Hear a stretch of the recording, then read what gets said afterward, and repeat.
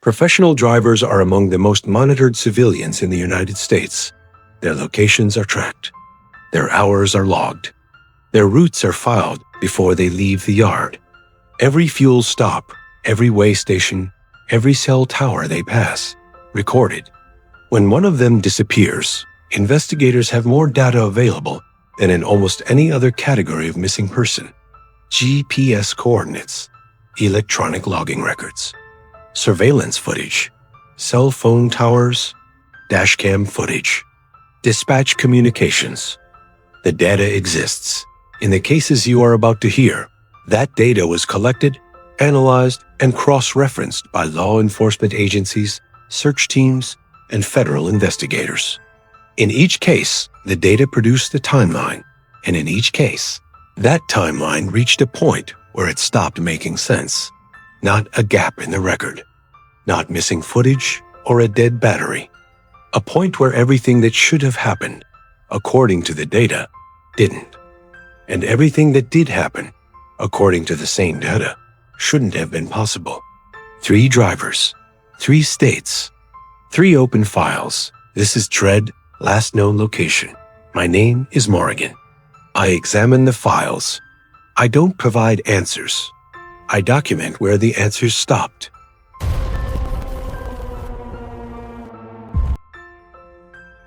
On May 28, 1995, a 48-foot, 10-ton 18-wheel semi-truck was reported driving through the Tonto National Forest in Arizona. Not near the forest, through it. Miles from any highway, miles from any road capable of supporting a vehicle of that size. Witnesses described the truck moving through trees and undergrowth at speed, without apparent concern for terrain or direction. The driver was Devin Williams, 38 years old, a husband and father from Kansas. By all documented accounts, an experienced, reliable professional with no history of erratic behavior, no criminal record, no substance abuse issues. His employer confirmed he had passed every drug test administered through his employment. He had been on the road since May 26th, hauling freight westbound through Arizona. What the record shows about the days leading up to May 28th is this. Williams contacted his dispatcher and reported feeling behind schedule. He was stressed about meeting his deadline. There is no documented indication in any communication from that period that anything else was wrong. The last confirmed sighting of Williams on a public road places him near Flagstaff, Arizona, his intended destination, on the evening of May 27th. What happened between that sighting and the moment his truck appeared in the Tonto National Forest the following morning has never been established. What witnesses documented on May 28th is the following. Williams was observed by campers in the forest, outside his truck, on foot. His behavior was described consistently across multiple witness accounts as disoriented and incoherent. He was not wearing shoes or socks. He was speaking but not communicating. Witnesses could not extract coherent information from him about where he was going or what had happened. One witness account noted that when asked why he had driven into the forest, Williams pointed toward his truck and said, "I didn't do it. They did." No one else was observed near the vehicle. The truck showed no signs of mechanical failure that would account for the route it had taken. The last documented interaction with Williams occurred when a witness attempted to assist him. According to that account, Williams was standing near his truck, barefoot, visibly disoriented. The witness spoke to him directly. Williams responded, incoherently, and remained standing where he was. The witness left briefly to locate other campers and alert them to the situation. That interval has been estimated at less than 10 minutes. When the witness returned to the location with assistance, Williams was gone. Not down the road, not visible in any direction through the tree line. Gone from a location miles from any highway, in dense forest terrain, in less than 10 minutes, without shoes. No one documented seeing him walk away. No one heard him leave. The truck remained where it was. His belongings remained inside it. The search that followed began from that location. It found nothing. Authorities were notified. A search was initiated. By the time search teams arrived at the last documented location, Williams was gone. What followed was one of the most extensive search operations in that region's documented history. Ground teams, aerial support, tracking dogs. The Tonto National Forest covers nearly 3 million acres. Search teams concentrated on the area surrounding Williams' last known location and worked outward from there in systematic patterns. Deputy Wells, the lead search coordinator, made a statement that has been included in multiple subsequent reports on this case. He said that in his career conducting missing person searches, he had never conducted a search in which he did not find the person, either alive or deceased. Devin Williams was the exception. The search was eventually scaled back without result. On May 2, 1997, nearly 2 years after Williams disappeared, hikers found a human skull at the bottom of the Mogollon Rim, near the intersection of Forest Road 321 and Rim Road 300 in Gila County. Dental records confirmed it belonged to Devin Williams. The location where the skull was found had been searched during the original operation. No other remains were recovered. The medical examiner's report noted no evidence of trauma to the skull. No determination of cause of death was made. The investigation found no evidence of foul play, but equally found no evidence to support any of the alternative explanations that had been proposed. Diabetic episode, carbon monoxide poisoning from the cab, severe sleep deprivation, undiagnosed mental illness, none confirmed, none ruled out. The file documents what could not be explained. A professional driver with no history of erratic behavior drove a 10-ton truck miles off any navigable road into a national forest. He was found on foot, disoriented, barefoot, pointing at his own truck and saying someone else had been driving it. He was never found alive. His skull was recovered 2 years later in an area that had already been searched. No cause of death. No explanation for his behavior. No account of how the truck reached its location. The case of Devin Williams remains open. The file continues. New entries have stopped. On the night of November 20th, 2023, David Schultz left his home in Wall Lake, Iowa, to begin a routine delivery run. He was 53 years old, a professional truck driver with years of experience on Iowa's rural highway network. His wife, Sarah, described him as reliable, consistent, and in regular contact throughout his shifts. She said that even on nights when he didn't have his phone, he found a way to call. The delivery was straightforward. A load of hogs from Eagle Grove to a buying station in Sac City. A route he knew. Roads he had driven before. He never arrived. What the record shows is this. At 11:15 p.m., a Department of Transportation camera on Highway 20 captured David Schultz's truck heading westbound near Marker 126, a truck stop and convenience store just east of Fort Dodge. That footage is the last confirmed visual record of Schultz on a public road. Surveillance video obtained from a business near the Weekman Pig Company buying station. His destination shows his truck never arrived. Investigators reviewed the footage carefully. The timeline is unambiguous. David Schultz left the highway camera range at 11:15 p.m. and did not appear at his destination. What happened in between has not been established.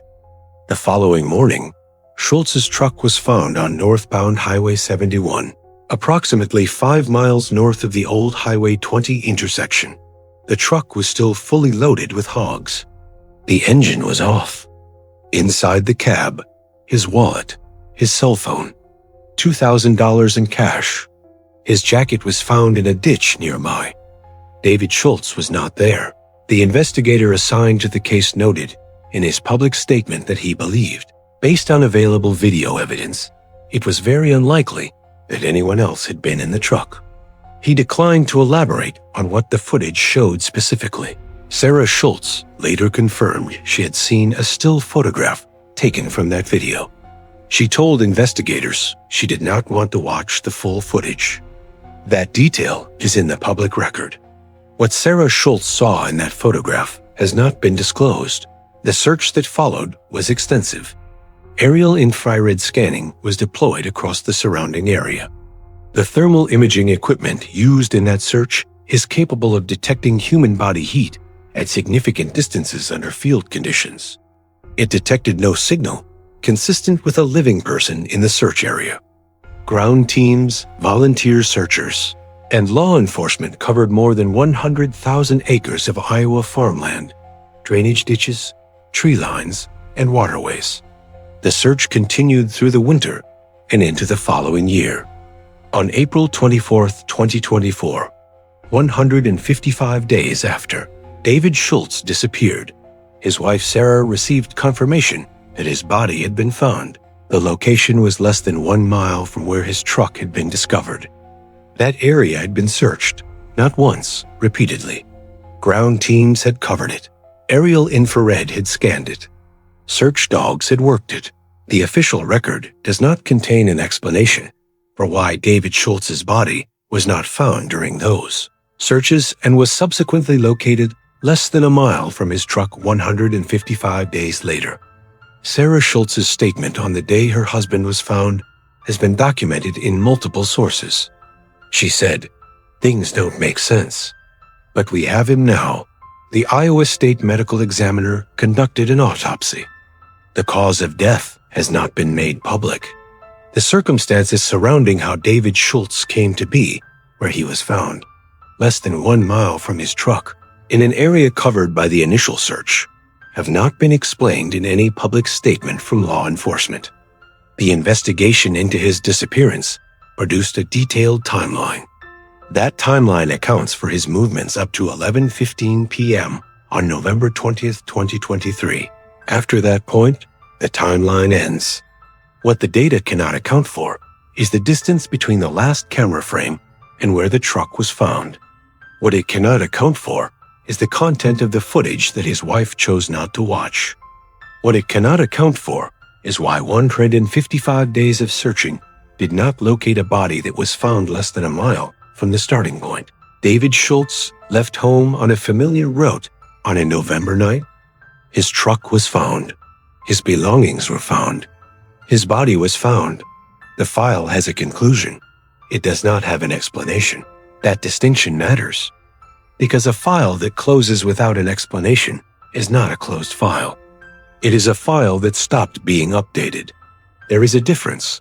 The case of David Schultz is listed as resolved by the Iowa State Patrol. The question of what happened between Highway 20 at 11:15 p.m. and a field less than 1 mile from his truck 155 days later remains without an answer in any public document I have been able to access. The file continues. New entries have stopped.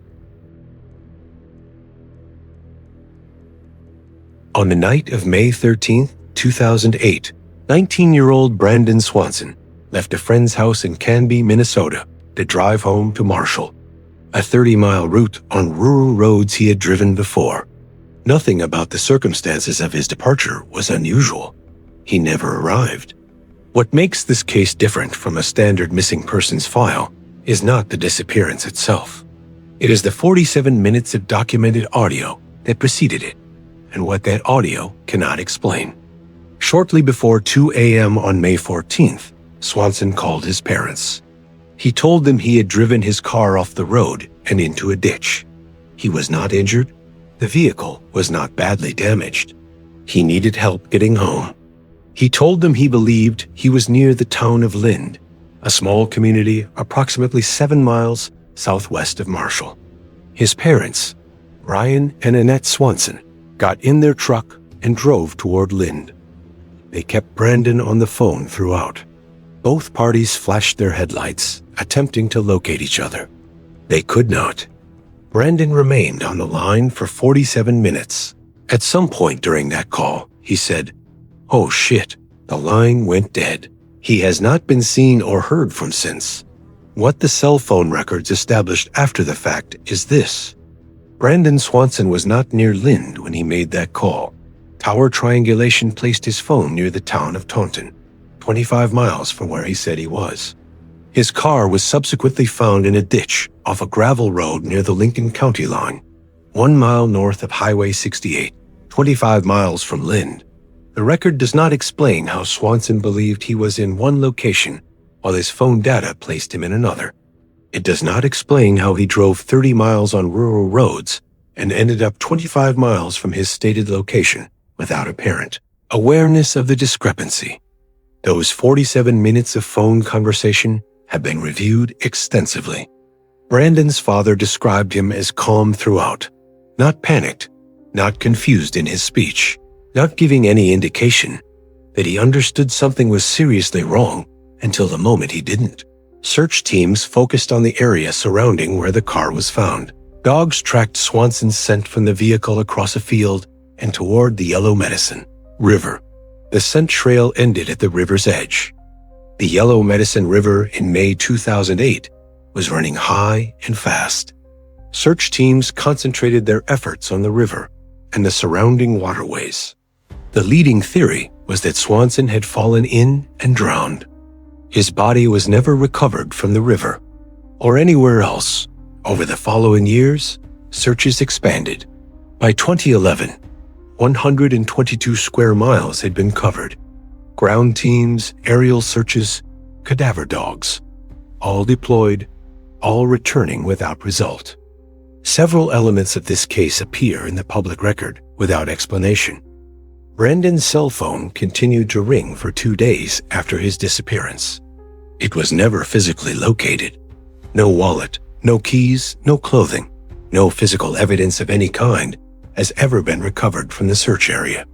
The scent trail ending at the river is documented. What is also documented is that if Swanson had entered the Yellow Medicine River at that location, hydrological analysis of the current and flow rate suggests his body would have been carried downstream and surfaced within a recoverable time frame. It did not surface. The geographical discrepancy, 25 miles between where Swanson said he was and where his phone data placed him, has never been accounted for in any investigative document accessible to the public. He was on a route he had driven before. The roads between Canby and Marshall are limited. A 25-mile discrepancy on rural Minnesota roads in the middle of the night, without apparent awareness on the part of the driver, is not easily explained by wrong turns or distraction. Investigators noted this. Their conclusions, if any were reached, have not been made public. Brandon's parents did not stop searching. They kept their porch light on every night for years. A detail that appears in multiple documented accounts of the case. Always noted, never explained in terms of what comfort it offered against what they already understood. In 2009, Minnesota passed Brandon's Law, legislation requiring law enforcement to immediately investigate missing adult cases regardless of age or circumstance. The law came directly from the initial police response to Annette Swanson's call, when an officer told her it was her son's right to be missing. The law changed. The case did not.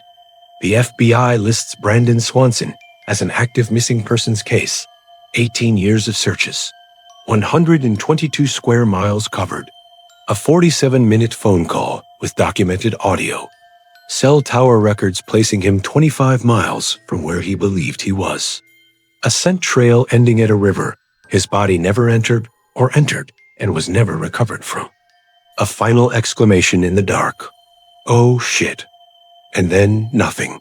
The file on Brandon Swanson remains open.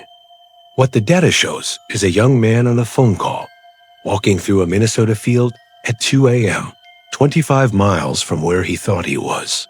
What the data cannot show is what he saw in the second before the line went dead. The file continues. New entries have stopped. The data existed in all three of these cases. That's what separates them from most missing persons files. Surveillance footage, cell tower records, witness accounts, search documentation covering hundreds of square miles. Enough information to build precise timelines with documented sources. And in each case, That precision led investigators to the same place, a point the data could not move past. A truck found miles inside a national forest with no navigable route to explain how it got there. A body recovered less than a mile from a starting point that had been searched repeatedly for 155 days. A voice on a phone 25 miles from where it believed it was, and then a single exclamation and silence. These are not gaps caused by absence of information. These are gaps that exist despite the presence of information. That distinction is what keeps these files open. I don't offer theories. That's not what this series is for. What I document is the pattern, abundant data, a precise timeline, a specific point of irreconcilable inconsistency. And after that point, nothing in the record that accounts for what happened next. The files have last known locations. They don't have answers. Devin Williams, David Schultz, Brandon Swanson. If you have information relevant to any of these cases, contact the relevant law enforcement agencies or submit a tip through the FBI's online portal at tips.fbi.gov. If these files stayed with you, subscribe and turn on notifications. New cases go up regularly. I'm Morrigan. This episode is closed. The cases are not.